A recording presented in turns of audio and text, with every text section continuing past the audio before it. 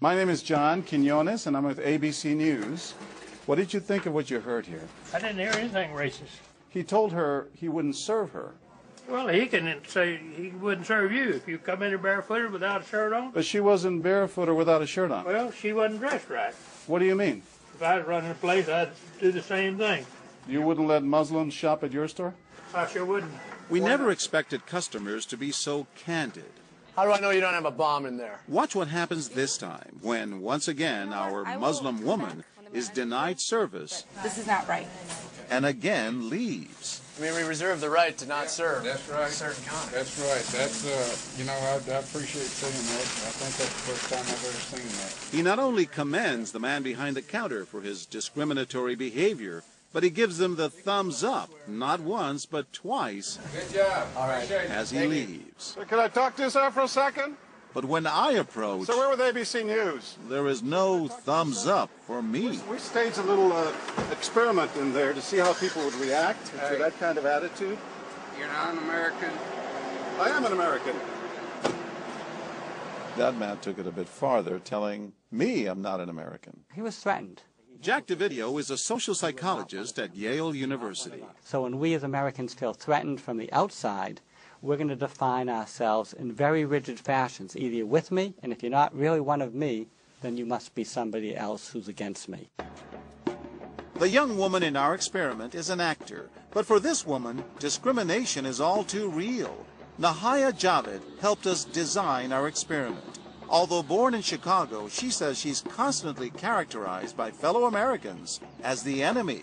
They always start off with, you're a terrorist, Osama lover, towel head, camel jockey, on and on.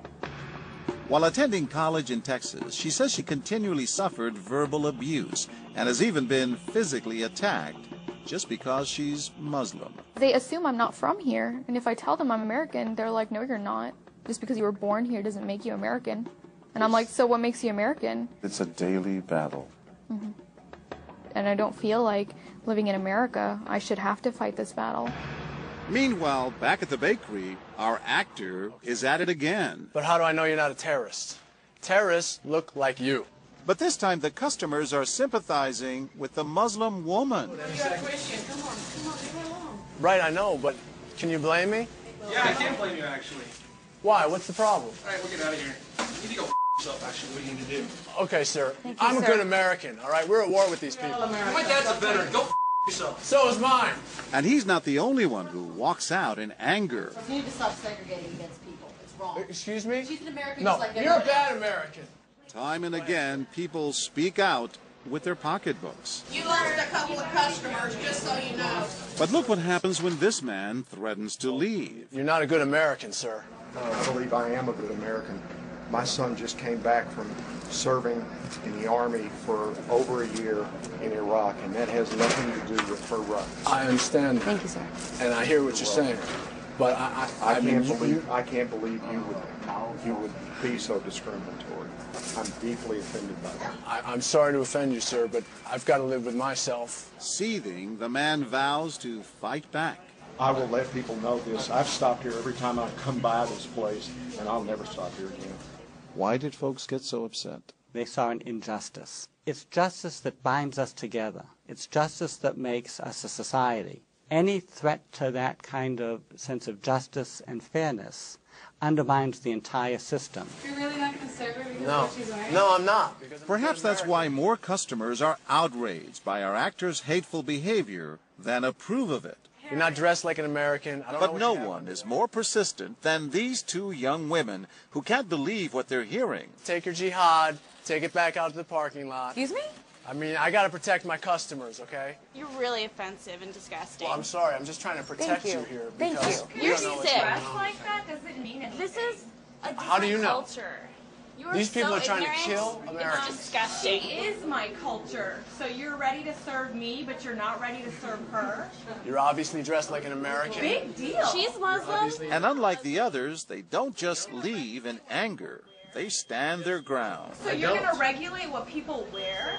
Yes, because I Are believe you the the degree manager? of... No, I'm not the manager. Can I speak to your manager?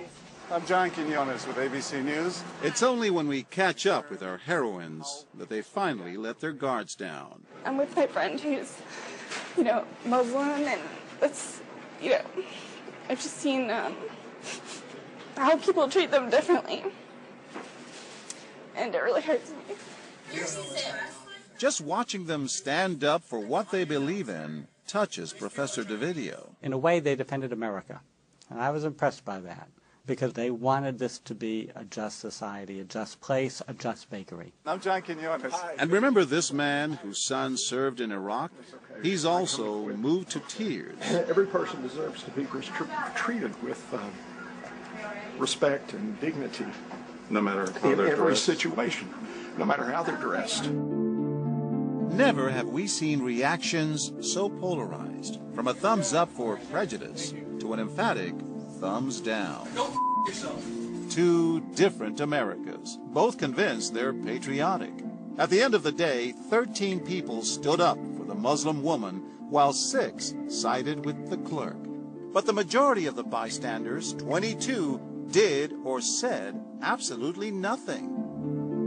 That's what's most frightening to Muslims like Nahaya, who was watching our experiment. In fact, so frightening that they often avoid going out by themselves. It's really sad because I'm old enough to be able to do things by myself. I shouldn't need a chaperone all the time. But that one time that I'm alone and something bad might happen, I'd rather be safe than sorry. Hi, I'm Nahaya. It's no wonder this young woman was so moved by the people who came forward to protect a stranger who just happens to be Muslim. Thank you so much for what you did, and I wish more people would do these type of things. And I do too. It would make my life a lot easier. God go with you.